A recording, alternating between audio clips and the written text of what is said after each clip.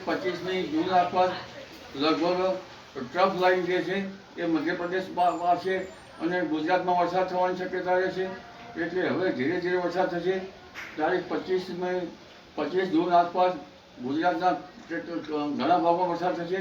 હાલ લગભગ રાજસ્થાનના સંલગ્ન ભાગોમાં ગુજરાતમાં વરસાદ થવાની શક્યતા રહેશે અને હાલમાં ઉત્તર ગુજરાતના ભાગો તેમજ સાબરકાંઠાના ભાગો, પંચમહાલના ભાગો તેમજ ગુજરાતના અન્ય ભાગોમાં વરસાદ થવાની શક્યતા રહેશે. પરંતુ લગભગ 25 જૂન સુધીમાં રાજ્યના ઘણા ભાગોમાં વરસાદ કે વરસાદી ઝાપટા પડવાની શક્યતા રહેશે. સૌરાષ્ટ્રના ભાગો વરસાદ થવાની શક્યતા રહેશે. પરંતુ તારીખ 26 જૂનથી લગભગ 30 જૂન આસપાસ બંગાળ ઉપસાગરના સિસ્ટમના કારણે ઘણા ભાગમાં ભારેથી અતિભારે વરસાદ થવાની શક્યતા રહેશે.